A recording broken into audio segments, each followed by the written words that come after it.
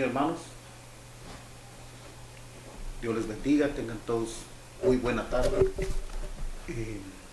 Es un privilegio poder estar una vez más en la intimidad de su hogar.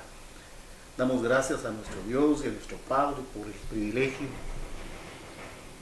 que tenemos esta hora. Están tocando que tenemos esta hora de acercarnos a su presencia.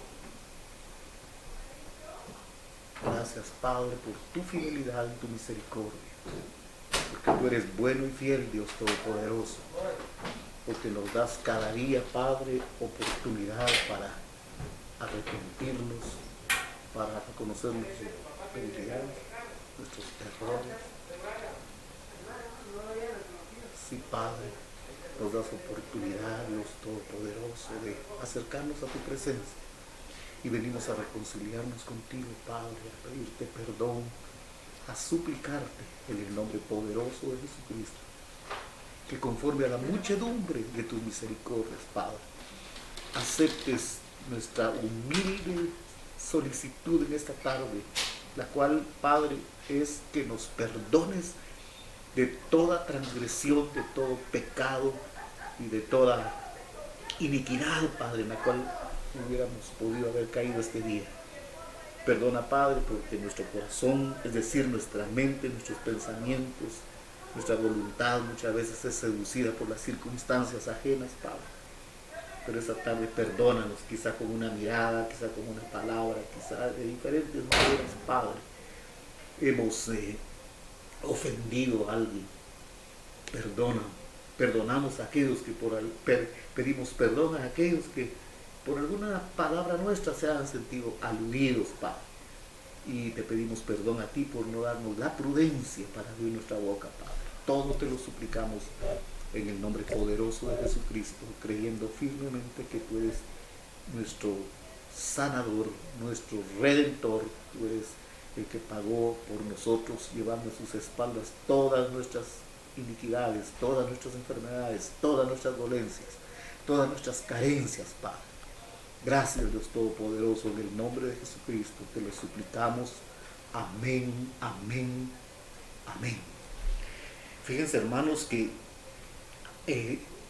hemos estado orbitando, es la palabra que he estado usando, es decir, hemos estado dando vueltas alrededor del capítulo 5 de Mateo, de los versos 3 al 11, donde hay una descripción, esto lo dije ayer, y esto de los hermanos que siguen frecuentemente nuestras enseñanzas, hermano, ya lo saben, ¿verdad? Pero en el capítulo 5 de Mateo, verso del 3 al 11, hay una descripción, hermano, de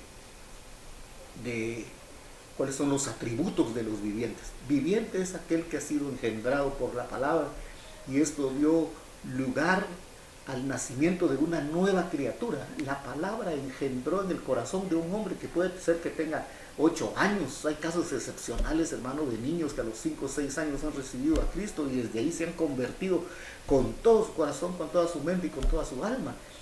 Pero hay quienes a los 18, a los 30, a los 50, aunque sea un hombre de 60 años, hermano, que recibe a Cristo, en ese momento es engendrado por la palabra una nueva criatura. Y en algún momento, hermano, se va a dar a luz, es decir, se va a dar a conocer esa nueva criatura con una nueva naturaleza. Entonces, hermanos, les quiero suplicar que por favor miremos un texto. Les decía ayer que por alguna circunstancia, hermano, que está fuera de nuestro control, no podemos poner los textos en la pantalla, pero le agradecería que usted nos vaya siguiendo. Capítulo 5, verso 8 de Mateo, dice, estamos viendo otra característica, dice, bienaventurados los de limpio corazón, bienaventurados los limpios de su mente, de sus emociones, de sus sentimientos, de su voluntad, ellos verán a Dios. Eso lo vimos ayer. También se recuerda que vimos otros versos, hermano, que quiero que miremos también, porque en el capítulo 1 de Hechos, esto es importante, capítulo 1 de Hechos, dice el verso 9, fíjese, hermano, capítulo 1 estos primeros versos del capítulo 1 de Hechos describen los últimos momentos de Jesucristo, ya resucitado sobre la tierra. Y fíjese que dice en el verso 8. Mire, no, lo voy a leer, no quiero entrar en los antecedentes porque ya lo dije ayer. Si usted quiere que ampliemos esto, vea la instrucción de ayer. Dice 1:7, les dijo: no les toca a ustedes saber los tiempos o las sazones que el Padre puso en su sola autoridad, en su sola potestad. Pero ustedes, les di a sus discípulos, pero ustedes, discípulos, que han estado sentados escuchando la instrucción de la Escritura, de mi propia boca, durante estos últimos 3 años y medio, estoy parafraseando lo que dice ahí, van a recibir poder cuando haya venido sobre ustedes el Espíritu Santo. Y entonces dice el verso 8, y me seréis testigos. Van a ser mis testigos. Esa palabra ya la vimos una vez, es importante. Mire pues, y me seréis testigos. Un testigo no solo es alguien que ve. Mire pues, la interpretación literal, un testigo es alguien, hermano, que ve algo que sucedió y ahora lo puede transmitir a otros dando una versión fidedigna, dando una versión exacta de lo que aconteció, ¿verdad? Por ejemplo, un accidente. Alguien puede decir: yo vi, mire, el señor del carro no tuvo la culpa, yo vi cuando el señor se atravesó imprudentemente en su bicicleta con el semáforo en rojo, y fue inevitable. Es un testigo. Pero un testigo también es un mártir, y un mártir, hermano, es alguien que ofrece su vida. Entonces, mire pues, me seréis testigos en Jerusalén, y todos ellos fueron testigos. Todos los discípulos de Cristo fueron mártires, no solo estos 11, también aquellos 70 y una gran cantidad de los discípulos de Cristo, hermano. Ser discípulos de Cristo en los primeros 250, 300 años de la era cristiana, como le llaman, hermano, implicaba que la vida suya y mía no valía ni un centavo. Cualquiera lo podía delatar, lo podía denunciar, porque fíjese, hermano, que el problema con el Imperio Romano no era tan... Mire pues, para los romanos, los cristianos, es decir, los nazarenos le llamaban ellos, porque eran seguidores de un tal Jesús Nazareno, así lo miraba Roma, que se había levantado, después murió, lo ejecutaron en un juicio sumario injusto, y entonces ahora había un grupo de seguidores de él.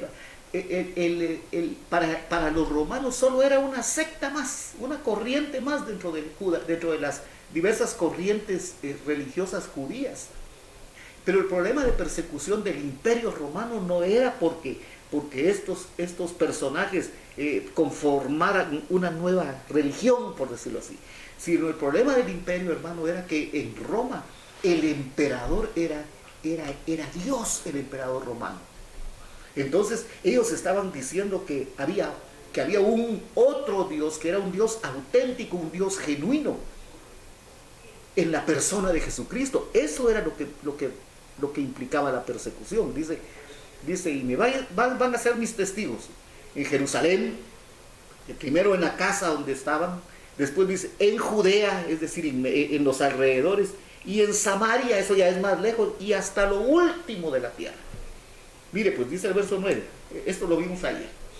Y habiendo dicho estas cosas, viéndolo ellos, los discípulos vieron, dice, fue alzado, fue levantado, y le recibió una nube que lo ocultó de sus ojos. Y estando ellos con los ojos puestos en el cielo, entre tanto que él se iba, y aquí se pusieron junto a ellos 2 varones con vestiduras blancas, los cuales también les dijeron: varones galileos, ¿por qué estáis mirando al cielo? Este mismo Jesús que ha sido tomado, que ha sido llevado al cielo, así vendrá, así como se fue, así vendrá. Mire pues, se fue y lo recibió una nube que lo ocultó de su vista. Entonces, va a venir Cristo otra vez, como dice aquí, así como lo habéis visto ir al cielo, así vendrá, va a volver a venir Cristo y se va a quedar en las nubes. Bueno, eso ya lo hablamos. Ahora, pero mire pues, hermano, ¿quiénes van a ver a Cristo en su parucía? Hay que llenar una serie de requisitos. No es solo que porque usted levantó la mano hace 20 años y de ahí en adelante nunca volvió a emborracharse, nunca volvió a fumar, nunca más tuvo otra mujer, pero nunca se congregó, nunca se sujetó a un discipulado, es decir, a una congregación donde se instruyera la palabra. Nunca lo hizo. Usted a su manera hizo su versión, ¿verdad?, del cristianismo. Aquí, hermano, los que se van a encontrar con Cristo cuando venga en su segunda aparición no son las buenas gentes que ya no toman, no beben y no fuman y que no son adúlteros. Hay una serie de requisitos. Aún para nosotros, dice, los limpios de corazón son.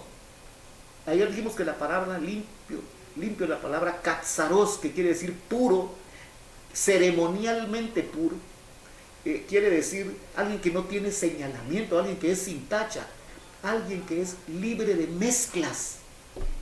Eso lo establecimos ayer. Entonces, fíjese, hermano, que hay gente que ha tenido experiencias bien tremendas, hermano.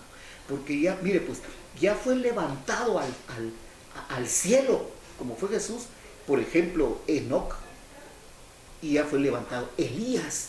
Pero mire, pues, miremos, así vamos a ir rápido, hermano, porque el tiempo es muy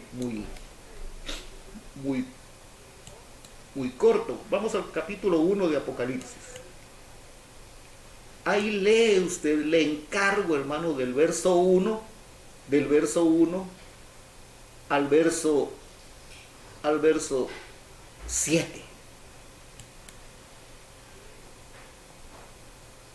Mire, pues dice el 1:7. He aquí viene con las nubes. Mire, pues, he aquí viene con las nubes.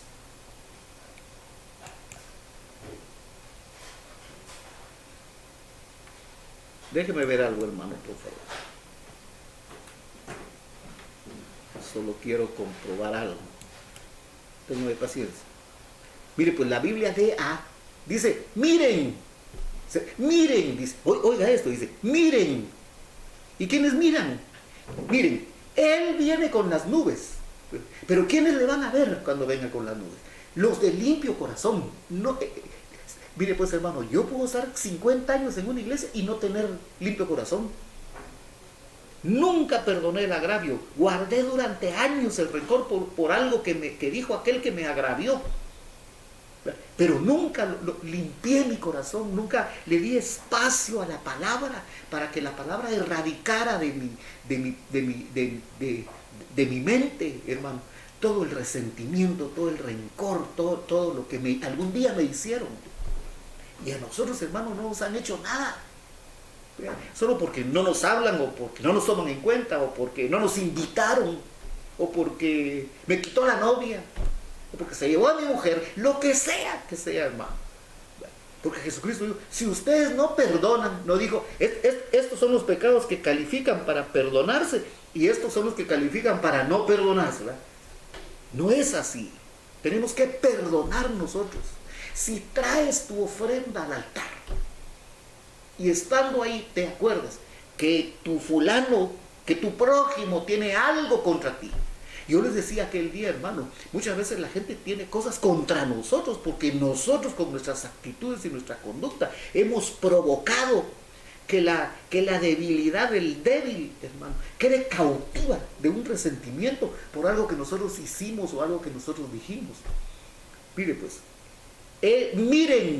miren, los de limpio corazón, ellos verán a Dios. Miren, Él viene con las nubes.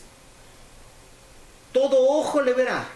Ahora quiero, hermano, que miremos algo aquí en Juan. Mire, pues. Verso 18 dice, yo soy el Aleph y el Tau.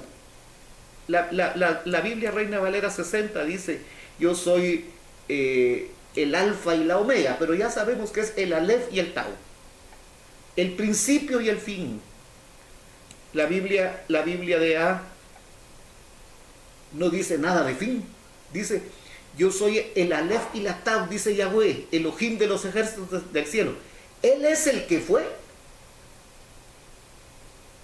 Perdón, Él es el que es ahora, el que fue y el que está viniendo. O sea, hermano, que aquí cuando dice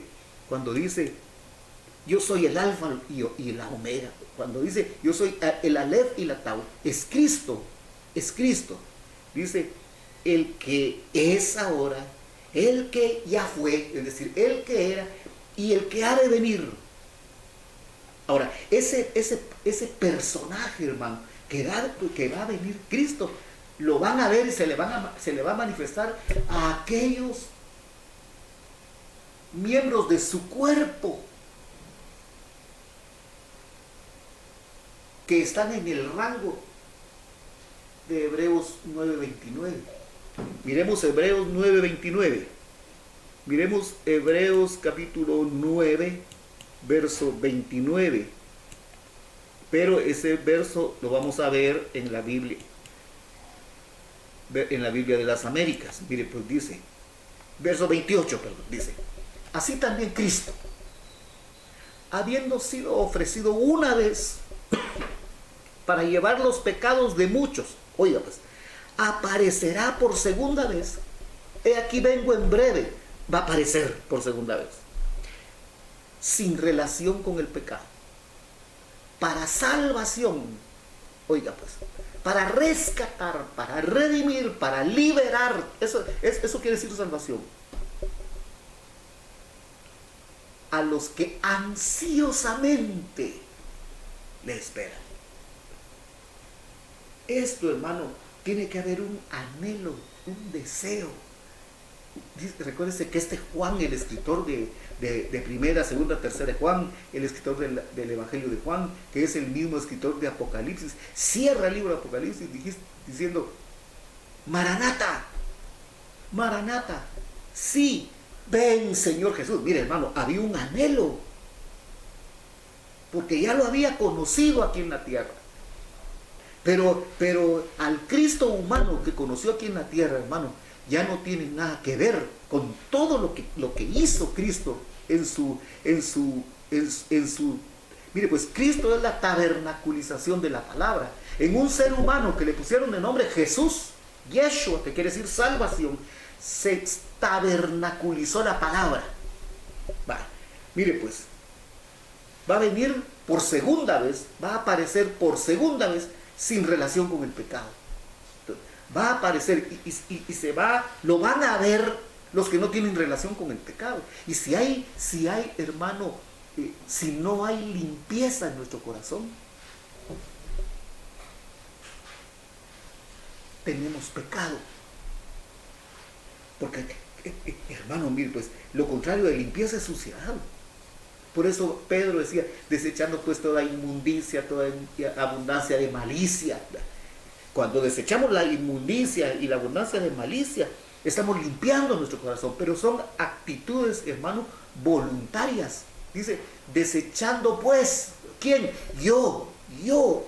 Esto, hermano, no es de pasar, vamos a orar al final de un culto y pasan todos al frente y baja el pastor y pone la mano sobre todo y ya regresan a sentarse limpios de corazón. Ya dejaron ahí enfrente su malicia, su inmundicia. Esto no es así. Esto es un proceso de emblanquecimiento. Recuérdense que les dice a sus discípulos: ustedes ya están limpios por la palabra que les he hablado. La palabra que salió de la boca de Dios, hermano, es la que nos está lavando a nosotros constantemente. Miren pues, regresemos a Apocalipsis, capítulo 1. Creo que estamos en el verso 8, ¿verdad? Vaya, miremos pues. Dice: ahora mire pues, oiga la secuencia de lo que estábamos leyendo aquí. Mire la secuencia de lo que estamos leyendo aquí. Recuérdese que Juan, este ancianito de 90 años que escribió el libro de Apocalipsis, es aquel discípulo joven allá en el capítulo, allá en el Evangelio de Juan, por decirle algo. Es aquel discípulo jovencito.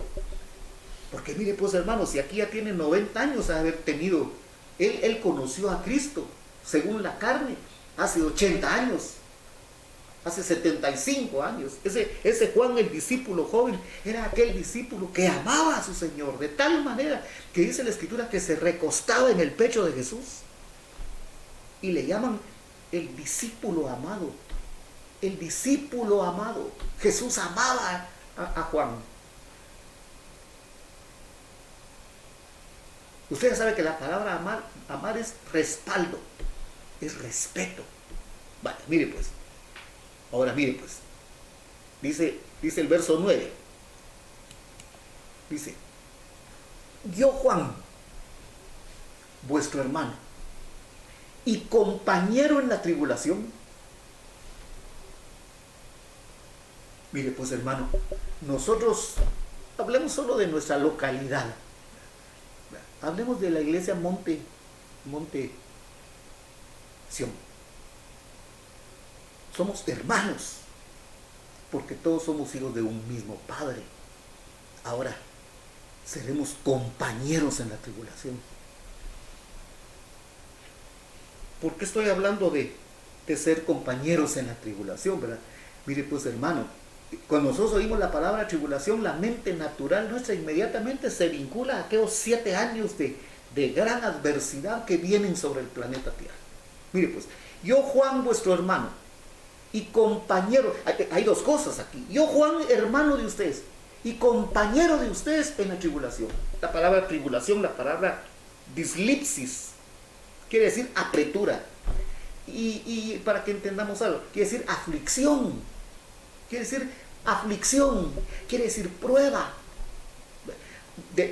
Es cierto, son 7 años, 3 años y medio de tribulación y otros 3 años y medio para complementar 7 de gran tribulación. Pero cuando la palabra tribulación la encontremos nosotros, no precisamente está apuntando hacia esos 7 años escatológicos que registra la Escritura.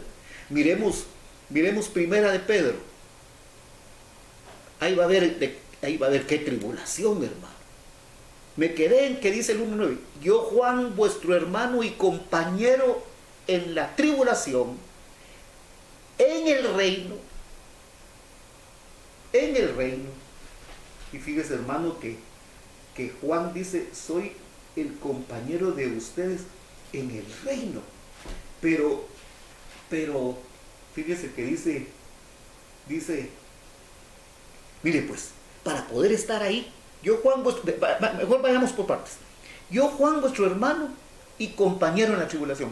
Miremos Primera de Pedro, capítulo 1. Yo espero, hermano, que usted esté apuntando, fíjese. Mire, pues solo voy a ir al verso porque el tiempo se nos va como agua entre los dedos, decía mi amigo. Mire pues, dice, ay Padre, mire, es que no se puede leer esto solo así, hermano. Se lo voy a leer así rapidito, de 1:3 en adelante. Solo lo voy a leer corrido. Dice, bendito el Dios y Padre de nuestro Señor Jesucristo, que según su grande misericordia, lo que le estaba diciendo hace un rato de las nuevas criaturas. Mire, pues dice, que según su grande misericordia, nos hizo renacer. Renacer es nacer de nuevo. ¿Para qué nos hizo renacer Dios? Para una esperanza viva, por la resurrección de Jesucristo de los muertos. Mire el verso 4. Para una herencia, oiga, incorruptible, incontaminada e inmarcesible, oiga esto, reservada en los cielos para nosotros. Tenemos una herencia. Es que mire pues, hermano, nosotros no digerimos la Escritura. Nos peleamos aquí por un lote de 7x15 que dejó la abuelita. Ahí nos estamos matando, hermano,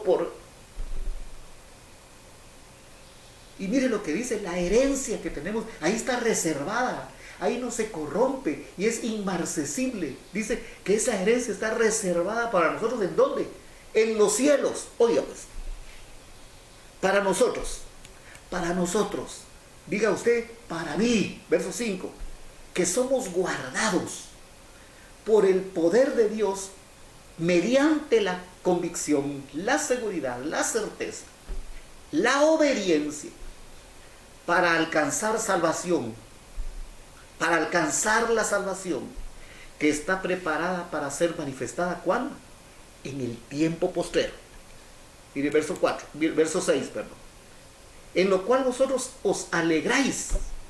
Mire hermano, a mí me causa gozo saber que hay una herencia para mí, que al final decía Job, sé, decía, que después de deshecha esta mi piel, con mis ojos he de ver a Dios. Pero mire pues, hermano, ya que mencioné a Job, mire pues, Job decía, yo sé que después de deshecha esta mi piel, es decir, cuando me muera, yo sé que después de deshecha esta mi piel, con mis ojos, pero ahí ya nos hablando de estos ojos, he de ver a Dios. Mire pues, en lo cual vosotros os alegráis, aunque ahora, por un poco de tiempo,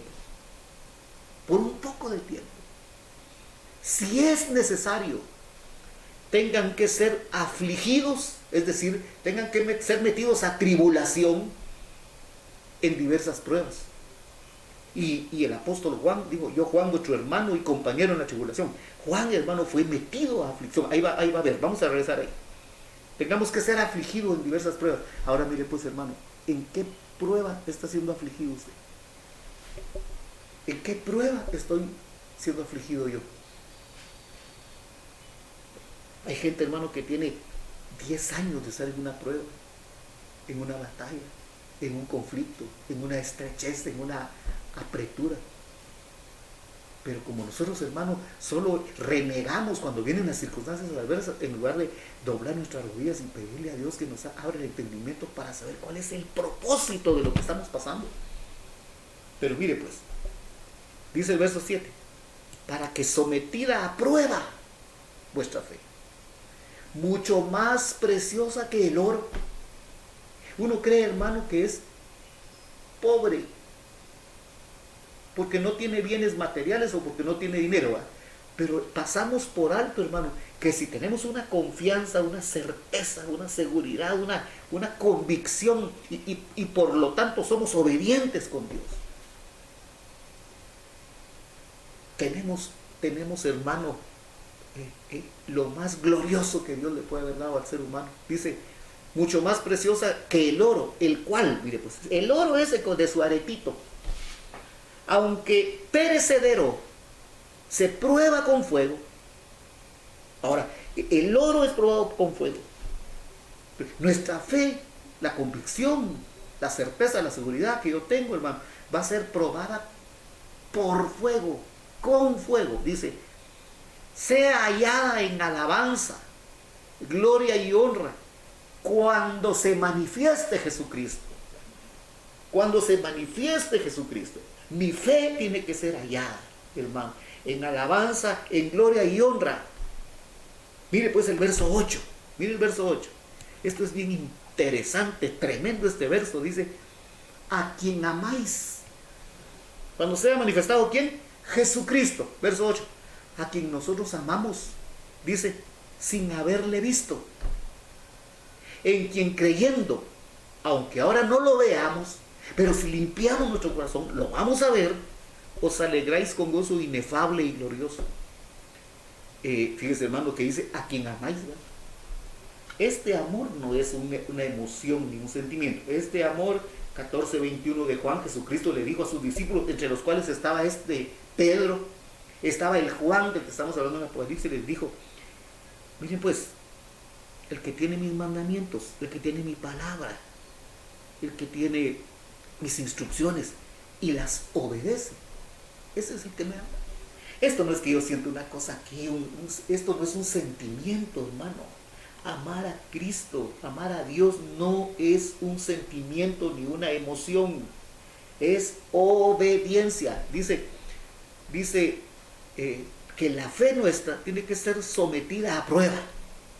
Mire, pues regresemos entonces al capítulo 1 de Apocalipsis. Yo, Juan, vuestro hermano, y copartícipe vuestro en la tribulación, en el reino, para participar del reino, hermano. Mire, pues para participar del reino hay un atributo que tenemos que tener. Y dice Mateo capítulo 5, verso 3. Dichosos, bienaventurados, los pobres en espíritu. Yo no voy a retroceder a volver a decir que es pobre en espíritu, porque ya lo enseñamos y usted sabe. Dice, bienaventurados los pobres en espíritu. De ellos, ¿de quiénes? De ellos, ¿de quiénes? de los pobres de espíritu es el reino de los cielos. Este Juan, hermano, había calificado con estos atributos. Ahora mire pues, dice: yo Juan, vuestro hermano y copartícipe vuestro en la tribulación, en el reino y en la paciencia de Jesucristo. Ahora mire pues, hermano, aquí es donde la cosa se pone cardíaca, porque leemos esto,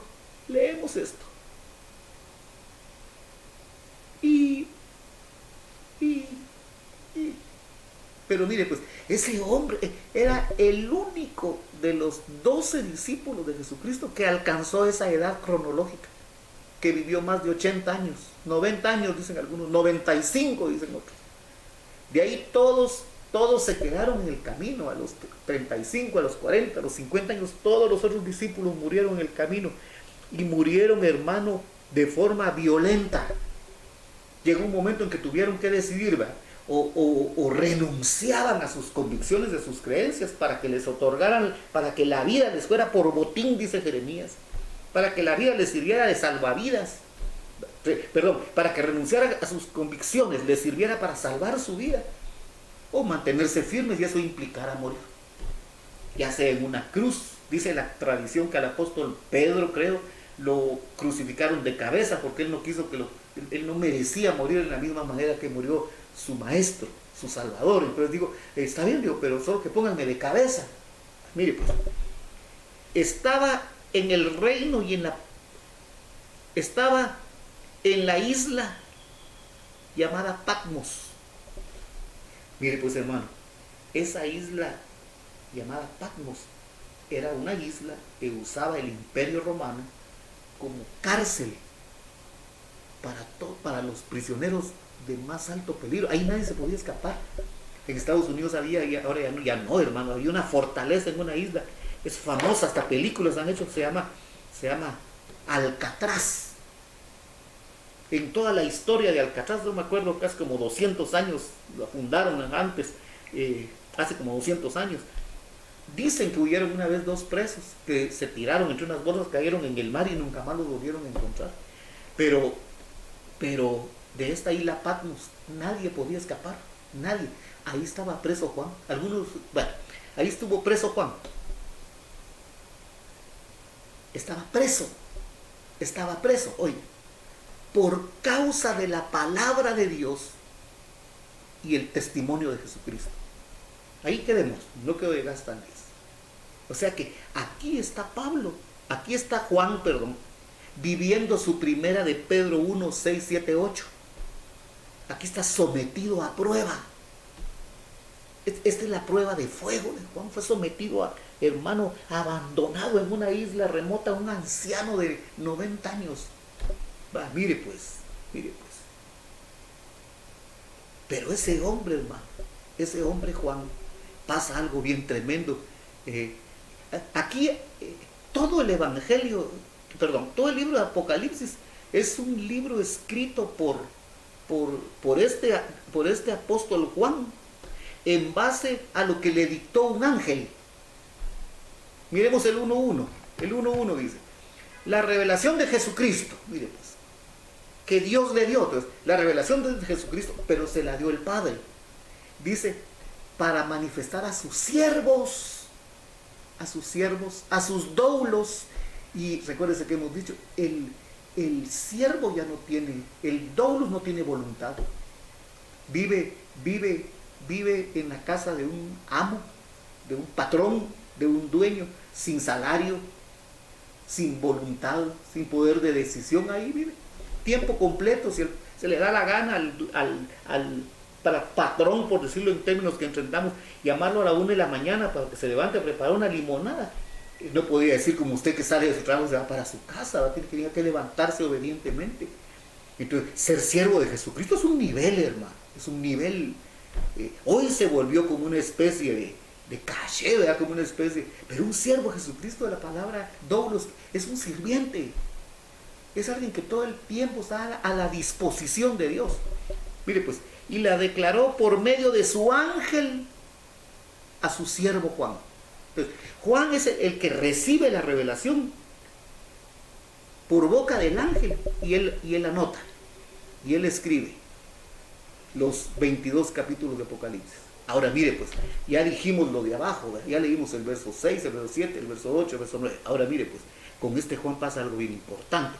Todo esto que aconteció aquí, todo el capítulo 1, 2 y 3 de Apocalipsis es aquí en la tierra. Aquí le mostraron la visión de lo que iba, capítulo 2 y 3, lo que iba a pasar con le proyectaron una película o le dictaron, hermano, cómo iba a ser la condición de la iglesia en sus diferentes, en su desarrollo durante 2000 años. Pero mire pues, vayamos al verso 4. Mire pues, este es el mismo Juan. Venimos de que Juan escribe lo último, termina de escribirle a la iglesia de la Odisea. En el capítulo 3, en el último verso del capítulo 3, Juan termina de escribir lo que Jesucristo le dice al delegado de él ahí en ese lugar que se llama la Odisea. Entonces, ahora entramos al capítulo 1. Dice, después de esto, ¿después de qué? Después de que oyó y escribió el capítulo 1, el capítulo 2, el capítulo 3, que tuvo esas visiones de la iglesia en el capítulo 2 y en el capítulo 3, dice, después de esto, capítulo 4, verso 1.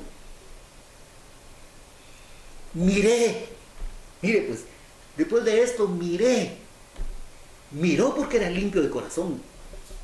Después de esto, miré, y he aquí una puerta abierta en el cielo.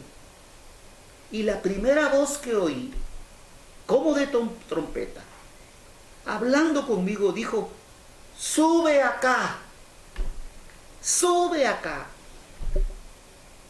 y te mostraré las cosas que sucederán después de estas.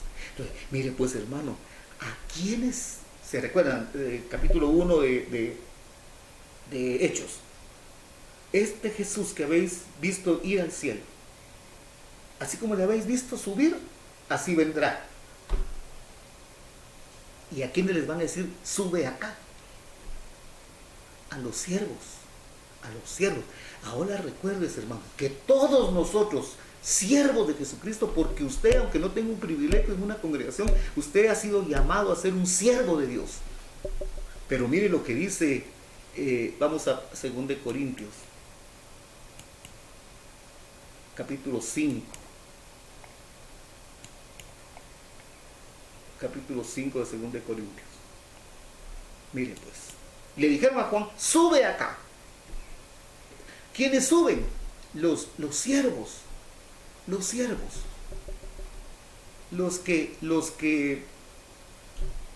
se dispusieron. La palabra mártir es estar dispuesto a morir. Y Jesucristo les dijo, si el grano de trigo no cae a tierra y muere, se lo voy a parafrasear, para ser yo un mártir de Jesucristo, un testigo de Jesucristo, tengo que estar dispuesto a morir. Pero primero, hermano, tenemos que estar dispuestos a morir al yo, a mi voluntad, a mis emociones, a mis sentimientos, a mi personalidad mía. Por eso el apóstol, hermano, esto es difícil de decir, porque por eso el apóstol Pablo decía, ya no vivo yo, Cristo vive en mí. Mire pues, dice 2 Corintios 5:10, porque es necesario que todos nosotros, desde el más encopetado de los ministros de Dios durante los últimos 2000 años, que murieron en Cristo y los que sean levantados, llevados a su presencia cuando Él venga en las nubes, todos nosotros vamos a comparecer ante el tribunal de Cristo, para que cada uno reciba según lo que haya hecho mientras estaba en el cuerpo, sea bueno o sea malo. A Juan le dijeron, sube acá. Él tenía que ver cosas, hermano, que tenía que volverlas a escribir para que nos llegara a nosotros la información. Y mire, pues yo usé ese ejemplo del capítulo 4, verso 1 de Apocalipsis, porque vamos a subir nosotros también. Vale. También, hermano,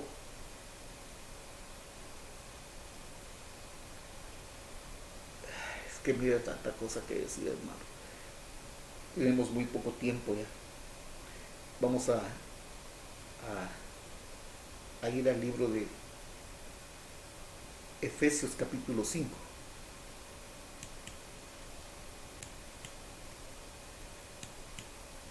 Efesios capítulo 5. Dice el verso 5. Solo este quiero ver. Hay otros versos interesantísimos arriba, pero mire pues lo que está diciendo acá. Dice, maridos, amen a sus mujeres. Maridos, amen a sus mujeres, así como Cristo amó a la iglesia y se entregó a sí mismo por ella. Maridos, amen a sus mujeres como Cristo amó a la iglesia y él mismo se entregó por ella. Entonces, nosotros decimos que amamos a Cristo, que amamos al Padre, que amamos al Espíritu Santo. Ok, está bien. Recuérdense que Jesucristo les dijo al montón de gente religiosa que lo seguía, que entre los cuales podemos estar nosotros, les dijo, este pueblo, dijo, de labios me honra, este pueblo de labios dice que me ama, porque el que ama, hermano, tiene que estar dispuesto a entregarse, tiene que estar dispuesto a caer a tierra y morir. Entonces, como Cristo amó a la iglesia y se entregó a sí mismo por ella. Miremos un último verso. Nosotros, hermano, tenemos que tener, solo estoy tomando versos así que nos sirven de ejemplo. Capítulo 12 de Apocalipsis. Capítulo 12 de Apocalipsis. Voy a leer el verso 10. Mire pues. Entonces se oyó una gran voz en el cielo que decía, ahora ha venido la salvación, el poder y el reino de nuestro Dios y la autoridad de su Cristo, porque ha sido lanzado fuera el acusador de nuestros hermanos, el que los acusaba delante de nuestro Dios día y noche.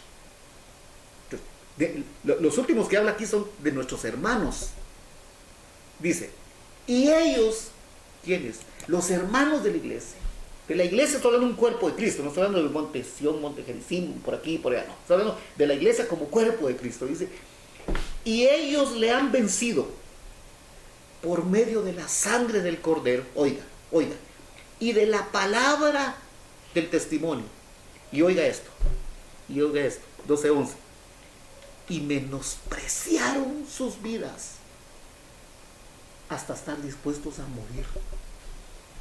Que decía 5:25 de Apocalipsis, de Efesios, decía, maridos amen a vuestras mujeres como Cristo amó a la iglesia, que se entregó por ella.